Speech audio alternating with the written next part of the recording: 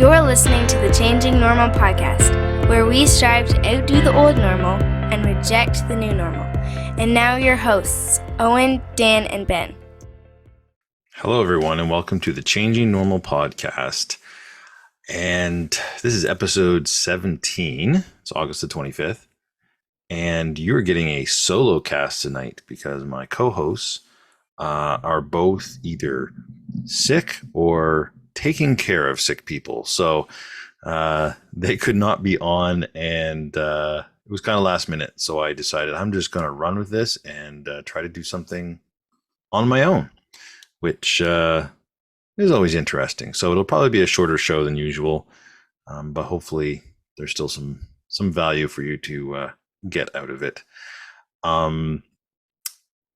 Not really going to talk about what I did this week. It's been pretty busy. I'm getting ready to go do some camping prep, or camping. I have been prepping for camping. I'm going to go this weekend and hike a local mountain.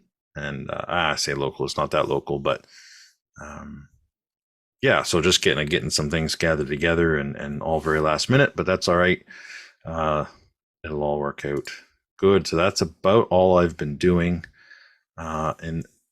in that area. So jumping straight onto some crypto talk, I had a couple thoughts this past week about sort of Bitcoin philosophy, I guess you could call it. And I won't draw this out or anything, but I wrote down a couple different things and I thought I'd share them, maybe expand on them a bit. So Bitcoin, here was my thought. I wrote this down. Bitcoin is a method of saving your money so you can continue to be productive. It's not a way of increasing your money so you never have to work again. And that is the philosophical value of it. So it kind of ties into this idea of why do people invest their currency, what they make at their job. And generally the reason they do it is because there's this innate understanding in the population that you have to beat inflation, because there's this innate understanding that the value of the dollar is constantly going down because of the inflationary aspect of it. That you have to then put that money to work somehow to earn you some kind of a return.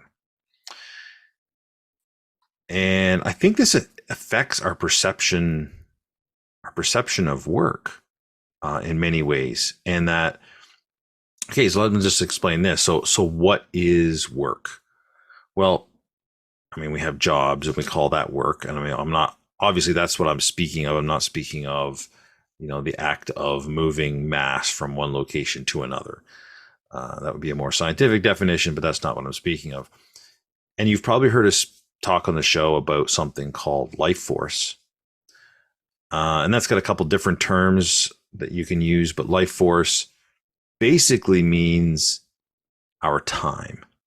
So the most finite thing in the universe is our time here on this planet. And you have a set allotted amount of time, and nothing you can do will extend that beyond what it is going to be. And it's just a fact of life that you will die someday. We all do. And so the idea that your life force is the time that you spend, so that finite material you have in time, and so work is an expenditure of that life force. You're trading that time at a job for, in the case of the dollar, a currency. And so you're trading life force or your time for money. The problem is the dollar, the money that we have in this country as our currency, is very poor money, as we've talked about on the show before, and hopefully you have an understanding of soft money. you're trading your life force for something that is worth less every day, essentially stealing your life force or stealing your time. And that seems like a poor trade to me.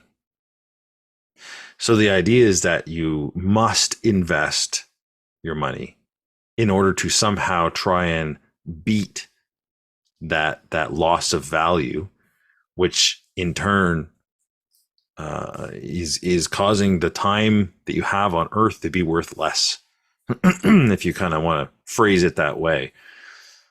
And so that's why I think that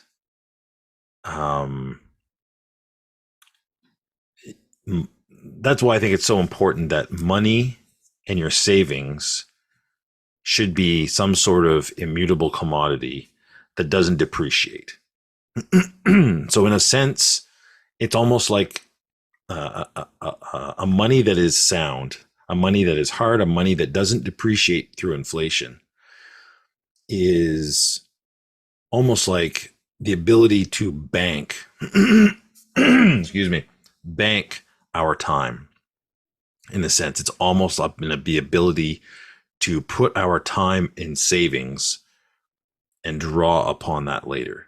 Now, obviously, the time that is spent is the time that's spent, and we can't bank time to somehow extend our life, but we can bank the value that our time has been spent in working or in producing. And so that brings us kind of back around to this idea of allowing us to continue to be productive, even though we have savings, because the savings are not there to somehow cause us to never have to work again. They're there to allow us to bank time to get ahead in life, but also to continue to be productive. And you find this in wealthy economies. You find that people who are wealthy in the sense of having been very productive and having worked and exchanged in a value way their life force for something of value, they continue to be productive. Generally, they don't stop. Now, obviously, human nature plays into this, and there's all kinds of, moral factors and things like that can affect this. But often you find, let me take an example, Elon Musk, one of the most wealthiest people in the world, but he continues to be productive. He continues to invent, to run his companies, to have a vision for what he wants to do, and continue spending his time and exchanging it for not just for money, but for a dream that he has. That is what Bitcoin incentivizes, by allowing you to save your money and allowing you to put the exchange that you've made for your time away and know that it's not going to depreciate in value through inflation. You can actually do that and feel confident that your productive hours and your productive time in the future is going to be worth something and not simply stolen away from you through inflation. I hope that makes sense. The second thing I kind of wrote down this week, which also ties into this, is this: people who don't work get money. People who do work get nothing. So, and then there's another half of this, but just to explain this part, because of our social safety net,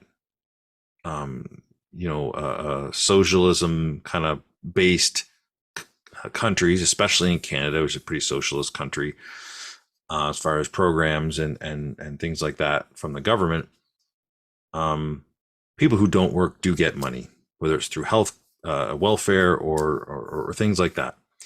People who do work actually don't benefit from that. Yes, you can make an argument it's a safety net and things like that, and that's a rabbit trail I don't think I'm going to get into right now. But the concept is if I'm working, I don't benefit any from that.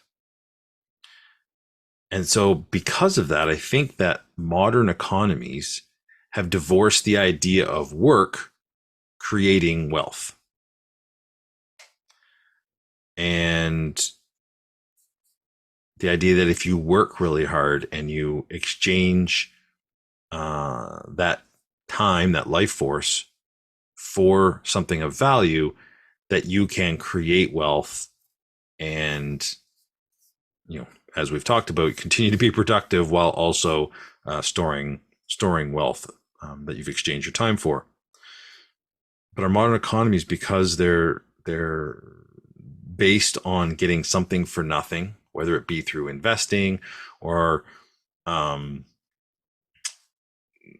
gaining something through the welfare state, or however it happens to be, I think that we've lost this idea that work can create wealth. And I think a lot of that is because no matter how hard you work, you never seem to get ahead.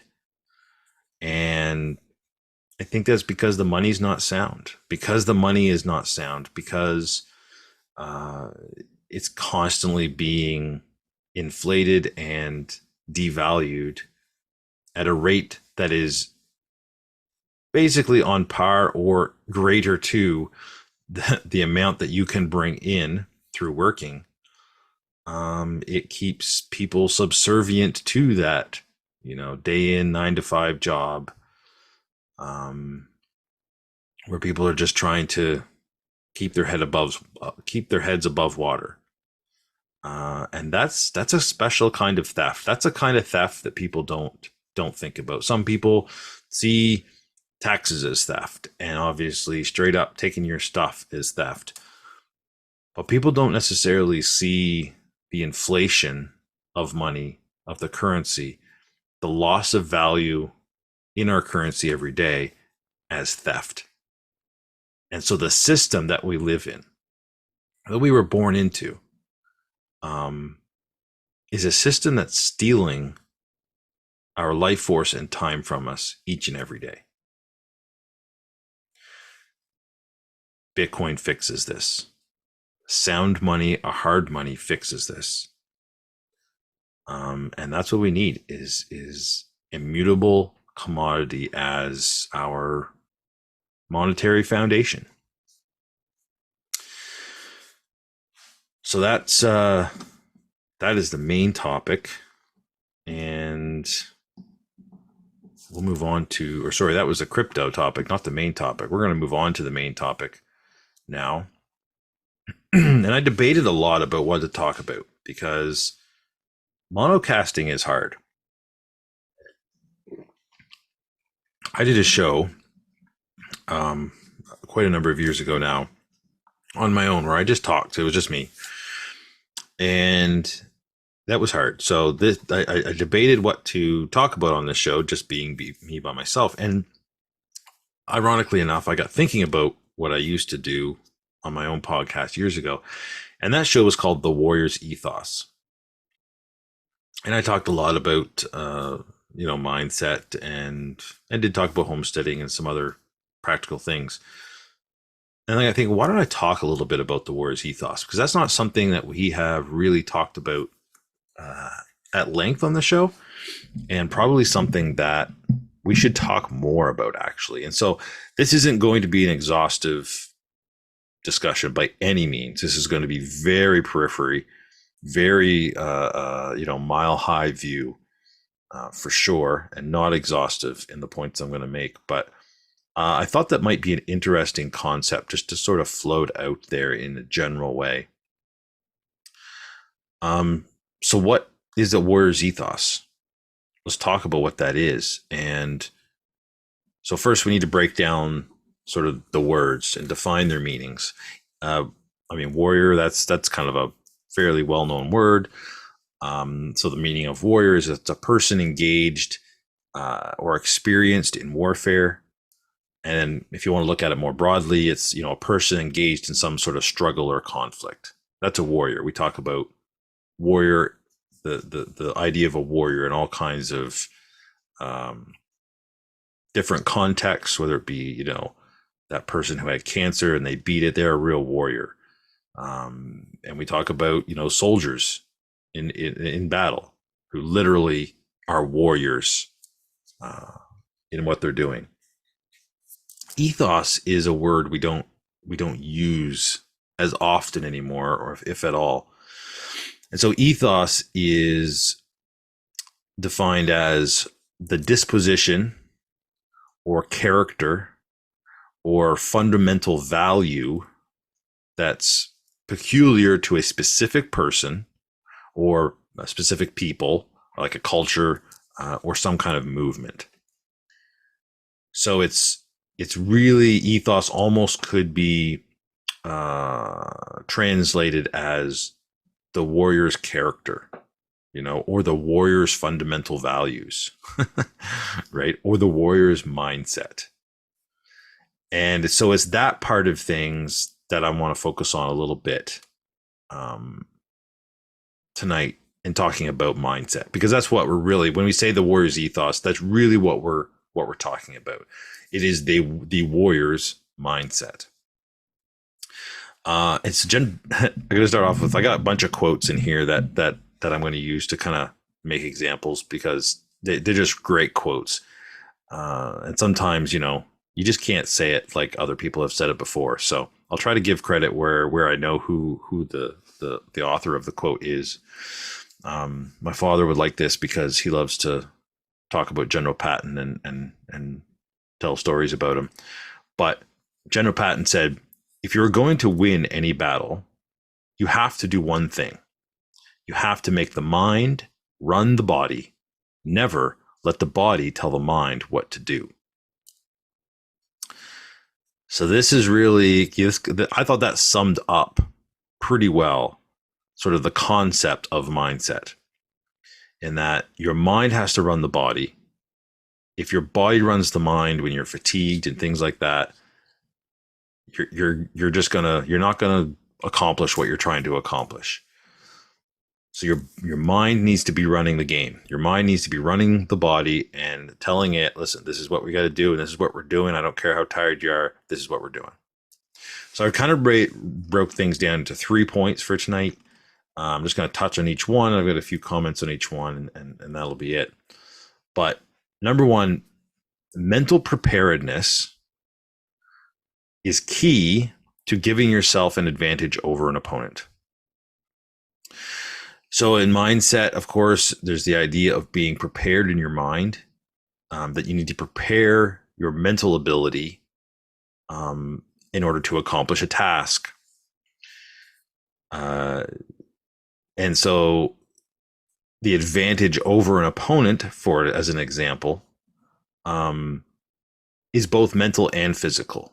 And make no bones about it, there is physical component to this. But as Yogi Berra said, baseball is 90% mental and the other half is physical. So while there is a physical aspect to all of these things that you might have to encounter or do in life, really, because we're talking about all of life here, even though many of these examples are going to be combat examples. If you don't have the mental capacity or the mental preparedness, the mindset to be able to bring the physical aspect to bear against your opponent, you're going to lose. If you have, and we're going to talk about this a little bit later on in more detail, but if you have two people whose skill is basically the same, the person who's more mentally prepared wins, right? We see this often in like martial artists, maybe a more formally trained martial artist versus some sort of street fighter. The street fighter has a winning mindset. They've come to it with the background and the ability to say, I'm going to win this fight. And I've been in fights before, and I've knocked people out before, and I've been knocked out before, and I'm still coming back. And maybe my technique isn't the best, and we're going to talk about that in a minute. But I've got an edge.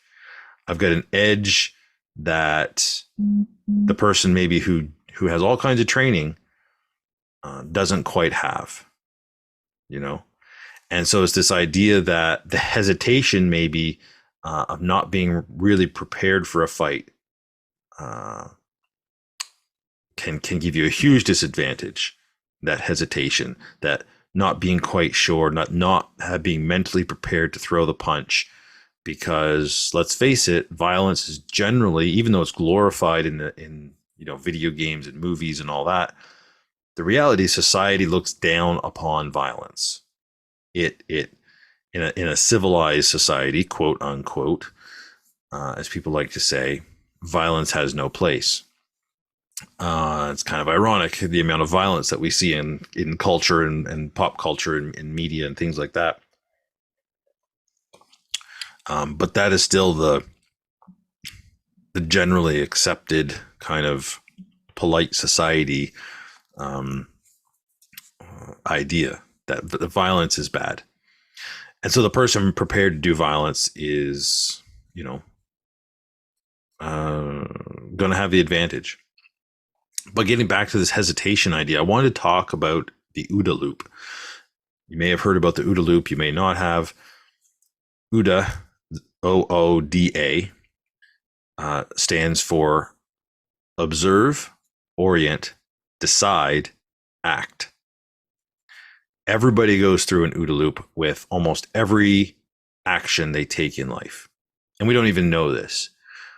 But the idea that we observe something that needs doing, we need to orient where we are in the puzzle in regards to that, what we have observed. We need to make a decision about how we need to deal with that, and then we need to act. And this is, think about it, just a daily task.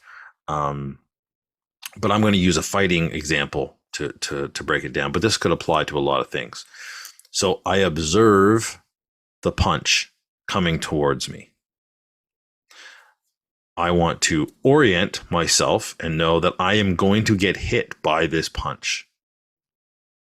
I need to decide, how am I going to deal with that? Am I going to block it? Am I going to dodge it?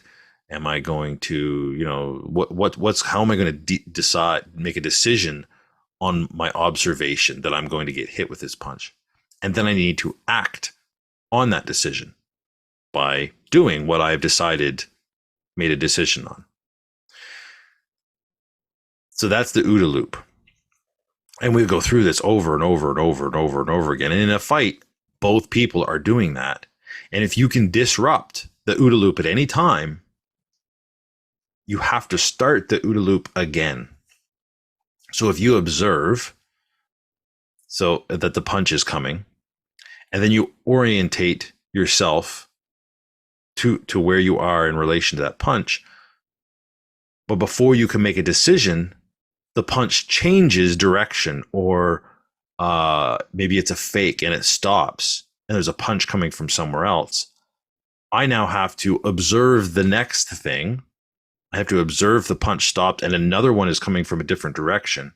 I now have to orient to that. I now have to make a decision about that. I now have to act on that. And if I can't make that OODA fast enough, then I get punched, right? Because all of those things have to happen before I can actually act upon what I have observed, oriented to, and decided. And so this is the whole idea of, fakes and combos and speed, and so many techniques in fighting, of course, are meant to disrupt the other person's OODA loop. You can also do this on a much larger scale, on a sort of a grand strategy war scale, where, the general's sitting in his office, moving pieces on a map, trying to, taking data in from his scouts or his recon, and then making decisions upon that, and then having it acted out. If you can disrupt that OODA loop by a surprise attack or some sort of change, or if there's incomplete information there, even in the observation stage, you can beat someone's OODA loop in those ways. So an OODA loop is a type of mental preparedness in being able to make your OODA loop very fast. And training does this, but you have to mentally train that. If you can practice a technique over and over and over and over again, a physical technique, but if you've never done it real time where you actually had to use your natural OODA loop in a fight, that technique is not going to be anywhere as close to as effective, because your OODA loop is very slow. That is why you see actual fighting sports and actual fighting disciplines like boxing, Brazilian jiu-jitsu, the names escape me. A couple other ones that are there where they actually hit each other in practice. They actually spar, unlike many other techniques where they go through the motions, they learn the katas, they learn all the forms, but they never hit another opponent. They never actually have to deal with that disruption of the OODA loop.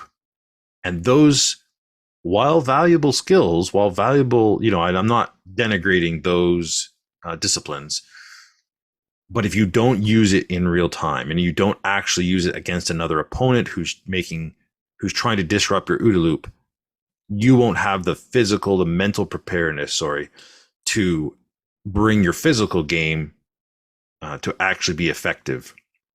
And so a fight, just like baseball, is 90% mental. And the physical side, while important, really is being driven by the mental ability to bring the technique into play. So number 2. So that was my first kind of point I wanted to bring out on the Warriors ethos and mindset. 2 is, and I've touched a little bit on this with number 1, mental preparedness is key in overcoming lack of technique. So I've got a quote here by John Maxwell. The key to the success of the SEALs in their training, speaking of the Navy SEALs, U.S. military, the real emphasis of which is not learning about weapons or gaining technical skills. It's about strengthening people. So often I've heard this from a number of interviews of SEALs, and they say, I thought I was going to go and learn all this cool stuff and at SEALs and go through buds and come out the other side a warrior who can run and gun. What they discovered was, yeah, that's all important. You got to be able to do all that stuff. But what SEALs really want is mentally tough people. They want strong, mentally strong people. Sure, the physical is important. But again, if you can be average on the technical side of, your weapon handling or the technical skills you need to be a SEAL. But if you're mentally weak, you don't make it through. You don't get through Hell Week in the SEAL training if you're not mentally strong and mentally tough. And that's what they want. They want people who can make it through that, who can fight through the physical by driving their bodies with the mind, and their mind telling their bodies what it can do, even when the body says, I can't do it anymore. So yeah, being able to push through the physical mentally, it takes practice. This isn't something that we can just do instinctively. I think that that mental strength, for most people, I think really we have to practice. I do think that it is stronger in some people than others, because I have heard about guys who went through things like SEAL training and they were like, I didn't even know I could do this, but I just knew when I got there that I wasn't going to quit, and I just wasn't going to give up. And so they had some sort of innate mental toughness. Was it innate? Was it something from their past life that honed that with them not even knowing. Who knows? But I do think that we can also practice it, practice mental toughness, practice that sort of mental preparedness in being a strong person, even when our bodies want to give out. And I think that's how we do it, is by pushing ourselves. I think is one of the great ways of doing it, is pushing your body. If you're exercising, if you're working out, if you're a runner, whatever, you don't go till you're tired. You go till you're tired plus a little bit. Your body says, listen, I can't run anymore. Well, I'm going to run another, 100 yards, or I've done 15 push-ups or 100 push-ups or whatever you're doing. Okay, I'm going to do 4 more. And so that is a way that you can mentally train, I guess, to kind of be mind over matter, as the saying goes. The other kind of concept on this, when talking about mental preparedness, overcoming lack of technique, and this kind of we've touched a little bit on, but goes back a little bit to this idea of the martial artist versus a street fighter. The person more prepared to do violence has the advantage over his more timid opponent. That's why bad guys so often win. And I know we have this idea that the guy in the white hat wins the day, but this is a real romanticized idea that we get from Hollywood. Bad guys win a lot. And why do they win? Well, in physical confrontations, most often it's because they've already mentally prepared to do violence. And the person who is the victim, they maybe never in their life considered the idea they might become a victim. And so you really need to try and mentally prepare yourself through various ways and techniques. And we're not going to get into all those details, but it's this idea that you need to try and mentally prepare yourself to not be a victim, and to be ready to push back with violence when faced with it.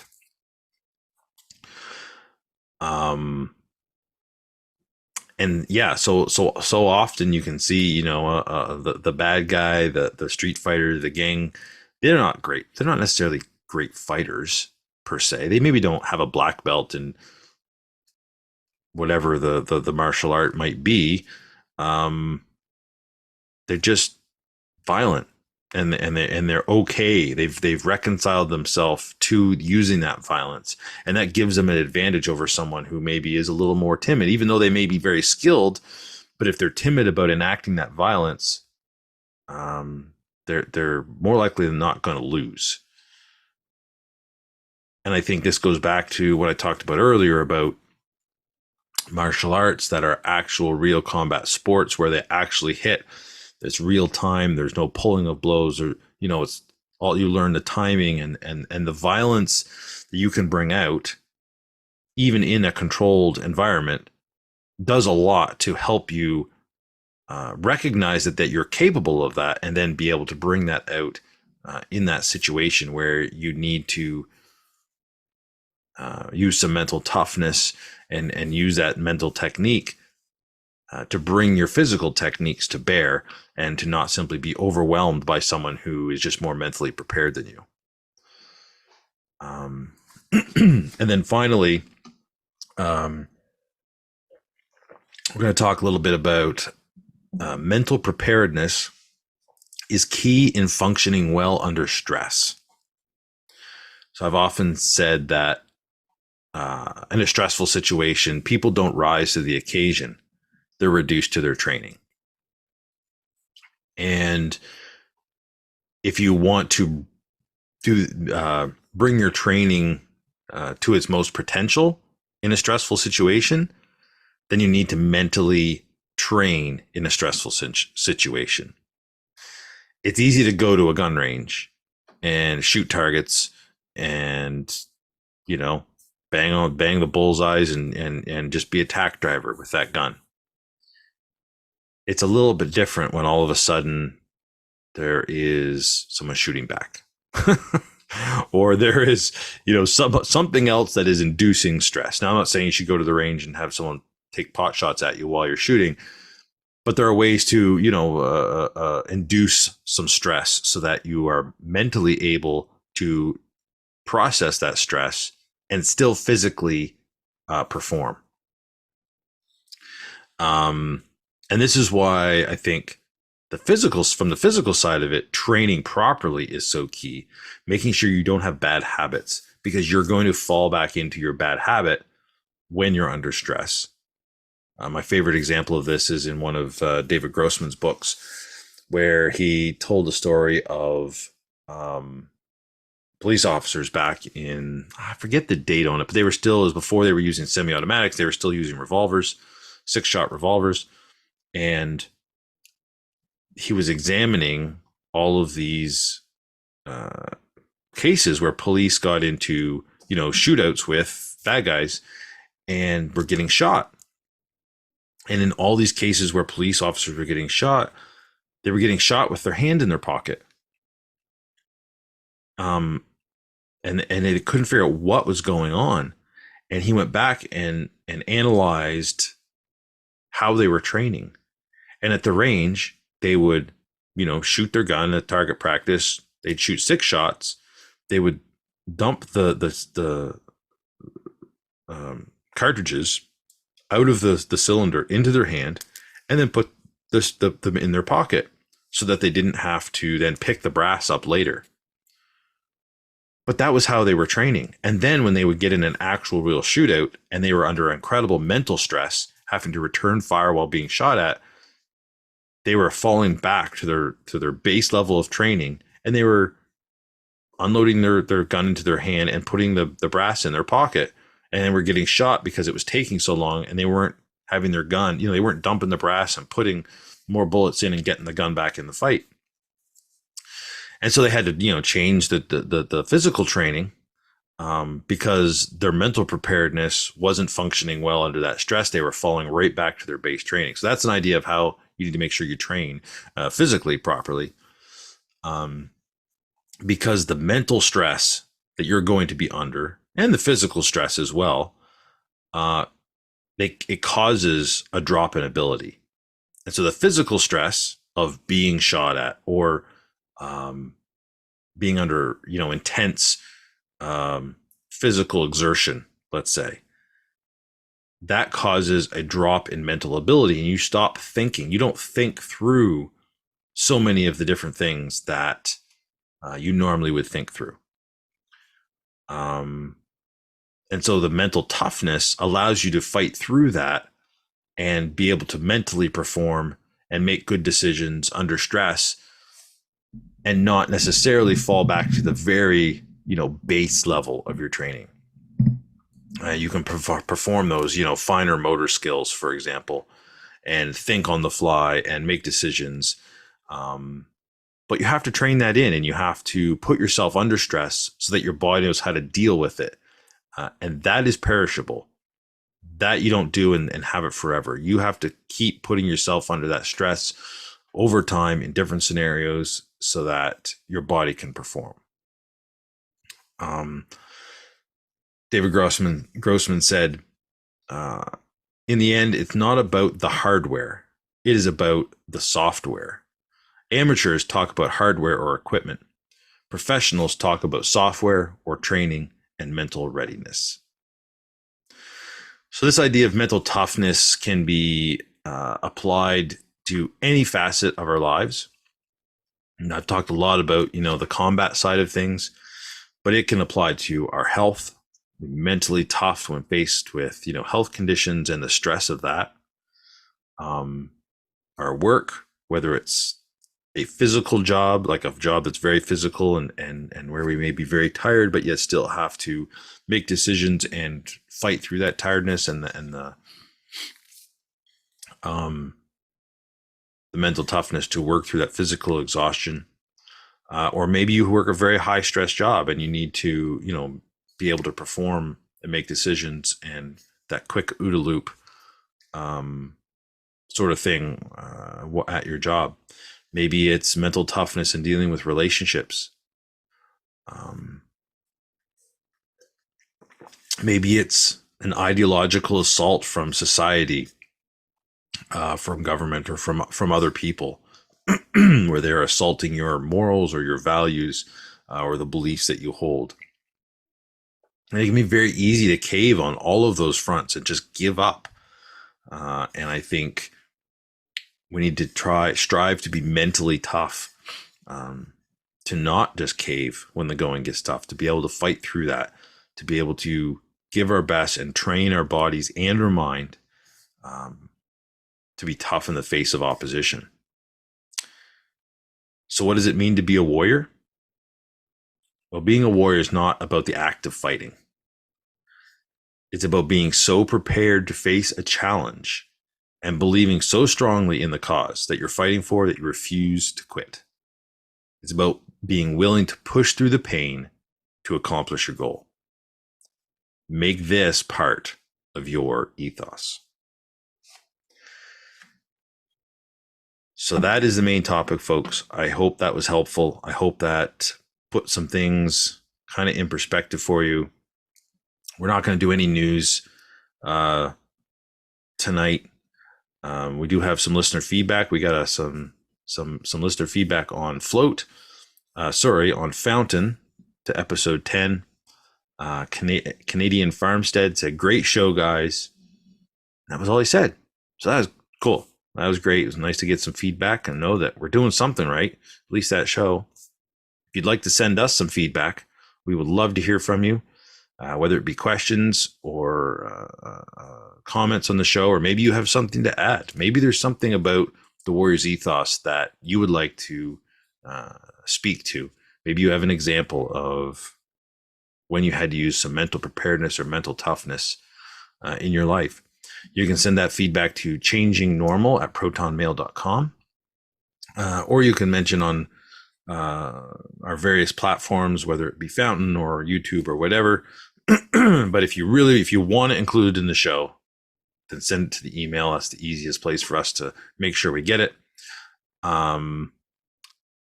Share, like, subscribe to all of our platforms, and tell your friends about the show. If you've got value from this and you think there's value in it for people in your life or in your community, go ahead and point them to the show. This is the way that we want to grow, is through word of mouth. We think it's one of the best ways for sure.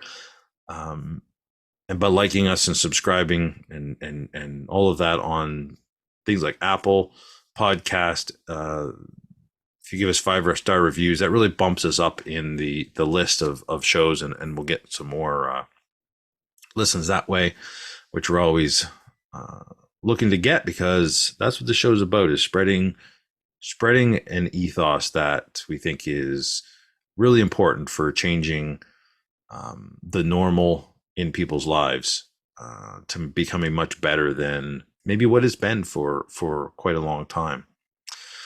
And we want to help people improve their lives by changing that normal.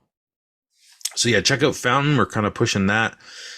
You can earn Bitcoin by listening to us there. You can also donate to the show there, or by sending a Lightning URL donation to changingnormal@fountain.fm. But really, you can just go to fountain.fm and listen to the show there. It's got a few bugs, but it seems to work pretty good, and it does help us out. And yeah, I think that's about it. So thanks everybody for listening, and sorry for sort of the change up in format, but hopefully you found it all useful. And with that, thanks for listening. And remember, take small steps, be courageous, create a warrior mindset in your life, and change your normal every day.